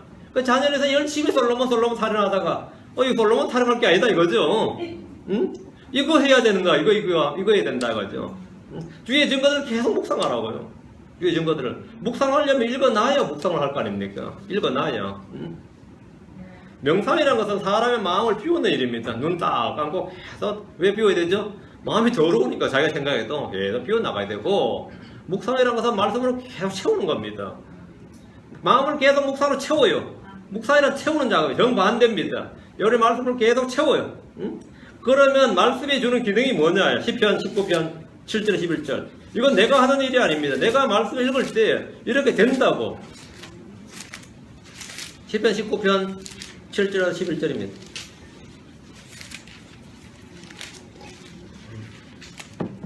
말씀이 하는 일이지 다른 무엇도 이걸 대신할 수 없습니다.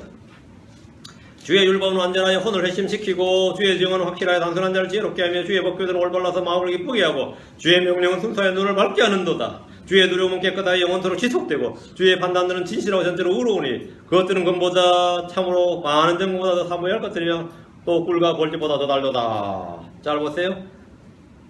주의 말씀의 기능이 나오죠. 네 가지가 나옵니다. 혼을 회심시키고 단순한 자를 지혜롭게 하고 마음을 기쁘게 하고 눈을 밝게 하는도다. 이 네 가지 뭐가 되는 거? 주의 말씀이 한다 이거죠. 지혜와 지식, 이 명철의 말씀들은 쉽게 습득이 되는 것이 아닙니다. 이런 말씀들은 그동안 자라오면서 배우고 익혀온 가치관과 생각과 사상들을 모두 깨버리고 버리게 하고 처리해야 되기 때문입니다. 때로는 채찍을 맞는 것처럼 아프기도 하지만 그것을 받아들일 때 내 가슴속으로 강하게 파고드는 목과 같이 대목과 같이 그 진리의 말씀이 박힙니다. 그래서 평생토록 빠지지 않고 내 마음속에 거하게 됩니다. 저는 처음 성경을 공부할 때 요한복음 8장 32절과 로마서 1장 17절 두 구절을 딱 내 마음 대못처럼 박혔는데 아직도 그 말씀에 모든 걸 걸고 있습니다.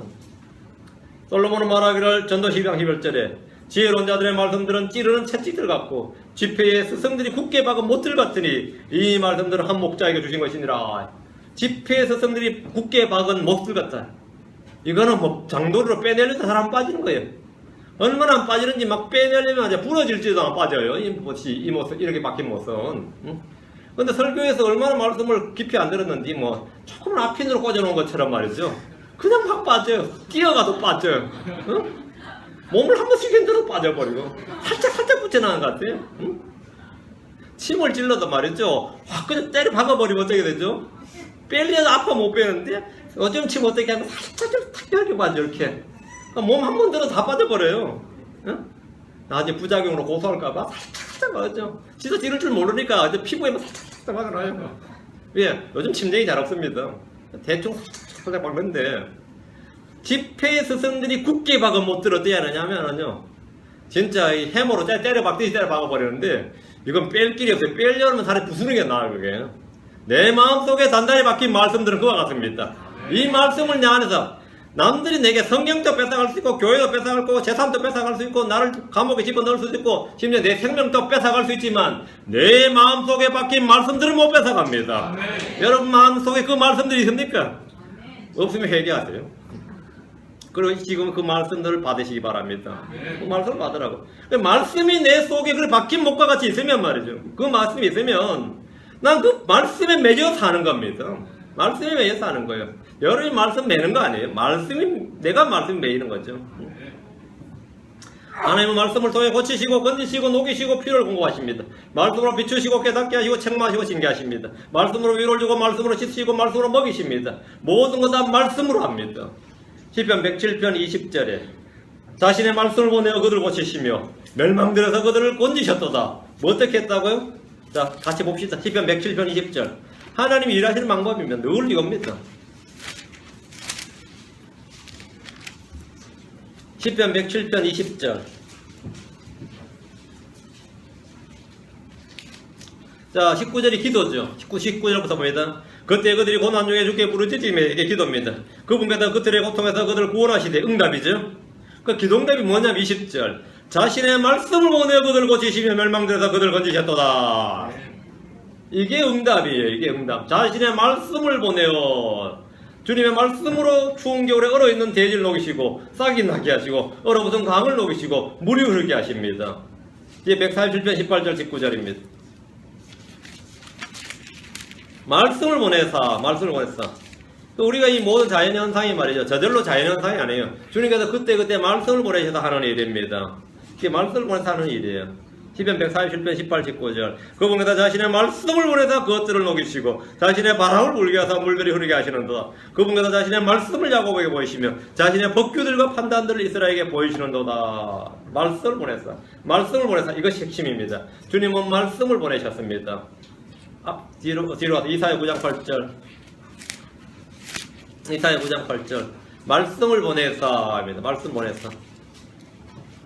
주께서 야곱에게 말씀을 보내심에 그것이 이스라엘 위에 임하였으므로 말씀을 보내심에 이게 이제 여러분이 받을 차례입니다. 주님이 보내셨다는 겁니다. 그럼 어떻게 되겠죠? 받아야죠. 여러분이 말씀을 어떻게 대하는가에 따라서 주님은 그 말씀에 있는 대로 복을 주시기도 하시고 저주를 내리기도 하십니다. 이스라엘은 보내주시는 말씀을 거부했을 때 포로가 되었고 멸망했습니다. 말씀을 보내신 하나님께서는 동시에 그 말씀을 선포할 자신의 사역자들도 보내십니다. 대언자나 목사나 교사를 주시는 겁니다. 말씀을 보내신다는 것은 주님께서 선포할 사람들도 보내신다는 겁니다. 교회 다니는 사람들은 성경을 하나님의 말씀으로 믿고 성령의 역사를 중요하게 생각하지만 하나님이 보내시고 세운 사람들에서는 전혀 가치를 두지 않는 경우가 있습니다. 하나님의 말씀은 하나님의 사람을 통해서 옵니다. 우리는 역대기를 기술한 한 성경 역사가의 증언을 통해서 이걸 봐야 됩니다. 역대기야 36장 15, 16절입니다. 역대기야 36장 15, 16절. 왜 이렇게 저도 마찬가지입니다. 사역자를 세우려고 굉장히 애를 씁니다. 바른 말씀을 선포할 수 있는 그 사역자를 한번 찾는데 굉장히 애를 써요. 우리 교회에서도 그렇고 다른 데도 그래요. 어느 지역에 사역자가 필요하다는 건 나도 아는데 거기에 맞는 사역자 한 명 세우고 보내기가 쉽지가 않죠. 역대기 36장 15, 16절. 주 그들의 조상들이 하나님께서 자신의 백성과 자신의 거처를 불쌍히 여기셨으므로 자신의 사자들을 통해 그들에게 말씀을 보내고 늦기 전에 일어나 보내셨으나 그들이 하나님의 사자들을 조롱하고 그분의 말씀들을 멸시하며 그분의 대언자를 학대하여 마침내 주께서 자신의 백성을 향해 진노하사 구제할 길이 없게 되었더라. 주님이 하신 일은 자신의 사자를 통해서 뭘 보냈다? 말씀을 보낸 겁니다. 말씀을 보냈다는 겁니다. 이런 신약이나 구약 세대국 없이 동일합니다. 주님은 자신의 종들을 통해서 말씀을 보내십니다. 성령 있고 성경이 있으면 족할 것 같은데 주님은 목자와 교사를 세우시고 그들을 통해서 말씀하십니다. 저는 누가 저를 욕하는 것은 아무 상관없습니다. 뭐 무시하든 욕하든 건 아무 상관없는데 내가 이제 저를 통해 말씀하신 이 하나의 말씀을 무시하거나 딴죽 걸거나 불평한 것은 잘 용납이 안 됩니다. 사람들이 이걸 착각해서 내가 성질 낸다고 생각하는데 저는 뭐 나에 대해서 뭐라 그런 건 별로 뭐 괜찮아요. 근데 이 말씀에 대해서 뭐라 그런 것은 제가 좀 열이 나요. 상당히 열받아요. 저는 여러분을 누구나 마찬가지지만 이 말씀과 기도로 가르치기 위해서 이곳에 있지 불림하고 섬김받고 존경받기 위해서 이곳에 있는 게 아닙니다. 그러나 전하는 말씀을 받지 않는 일은 목사의 힘을 빼는 일이 아니라 주님을 모독하는 일입니다. 예레미야 25장 4절입니다. 그 말씀 잘 받으셔야 됩니다. 예레미야 25장 4절.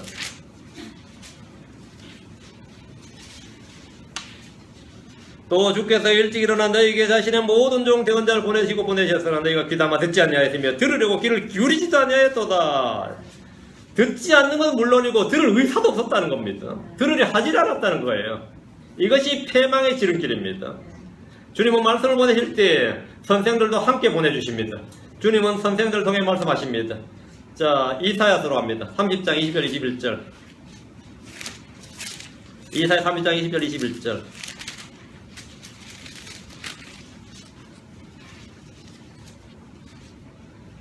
비록 주께서 너에게 역경의 빵과 고난의 물을 주시나 다시는 내 선생들을 구석진 곳으로 옮기지 아니하시리니 내 눈이 내 선생들을 보리라. 너희가 오른쪽으로나 오른쪽으로 돌이키든 왼쪽으로 돌이키든 내 뒤에서 나는 말을 내 귀가 들을 터인지요 이르기를 이것이 길이니 너희는 그 길로 걸으라 하리로다.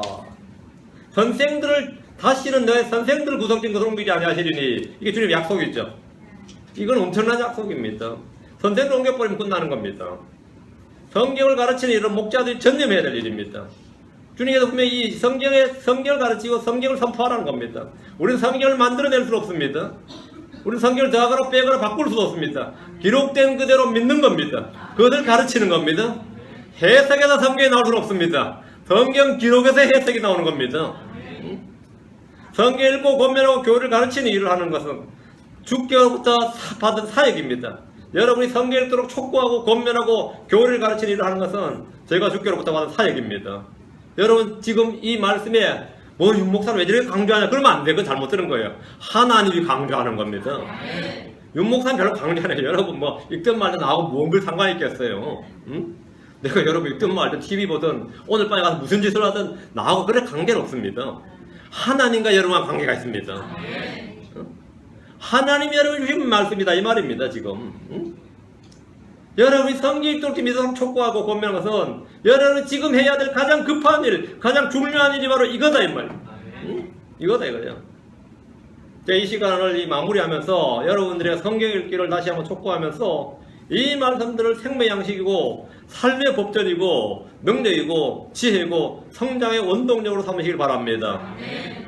이건 마라나다 교회를 통해서 이 마라나다 신앙을 통해서 여러분이 배움을 입고 영적 성장을 이룬다면 주님께서 할 나위 없이 기쁜 일입니다. 이곳이 여러분 영적 삶의 터전이 되고 이곳의 사역자가 되고 섬기는 자가 되시길 바랍니다. 여러분 모두 다 이곳을 섬기는 자가 되어야 됩니다. 하나님께서 이 땅에 우리가 살아가는 모든 날들 동안 끊임없이 말씀을 보내주시고 계심을 믿으시고 그 말씀을 받아서 살아가시기 바랍니다. 이 기록된 모든 말씀은 이미 나에게 주신 말씀입니다. 여러분이 이 말씀을 주님께 달라고 나리실 필요 이미 여러분 주신 말씀이에요. 나는 이미 받은 말씀입니다. 이건 엄청난 특권이에요. 내가 주님의 모든 말씀을 받아서 내 손에 가지고 있다는 겁니다. 이건 엄청난 이야기. 이 귀한 보물을 여러분이 소홀히 여긴다면 이건 큰 구원을 소홀히 여기는 것보다 뭐랄까 이건 말 표현이 좀 그런데 망할 짓이다 이 말입니다. 그건 말이 안 되는 짓이다 이 말입니다. 그런 짓을 해서는 안 된다 이 말입니다. 이 말씀을 소홀히 여기지 말라요. 큰 구원을 소홀히 여기면 어떻게 되겠죠? 이 말씀을 소홀히 여기지 말라요. 이 말씀을 소홀히 여기지 말라. 이 말씀을 받았어. 이 받은 말씀을 가지고 여러분이 살아가시기 바랍니다. 자, 기도합시다. 위대하시고 올바인 주 하나님 감사합니다. 오늘도 선포한 말씀이 모든 성도들 위해 믿음과 결합하게 하시고 하나님께서 주의 기름 부으심을 신선한 기름 부음으로 기름 부어 주셔서 이 말씀이 권능 있고 은혜롭게 영감 있게 경외롭게 주의 이 성도들에게 전달되게 하시길 원하고 또 이 말씀을 통해 이제 살아가는 걸 잘 터득해 해서 이 말씀을 사용하도록 도우시길 간구합니다. 전자인 줄 아는 모두가 말씀에 능한 종들이 되도록 도와주시고 하나님 기뻐하시는 믿음의 이 종들이 되도록 역사해 주시길 원합니다. 하나님 아버지 하나님께서 이 말하는 심내기를 통해서 또 이것을 통해서 많은 혼들이 또 양육을 받게 하시고 또 구원을 받게 하시길 원합니다. 불신자들에게는 구원의 복음이 선포되고 성도들에게는 진리의 지식이 선포되고 우리 모두가 다 우리 구주 예수를 영원히 함께 할 수 있도록 해주시길 원합니다. 감사드리며 주의 손 기도합니다. 아멘.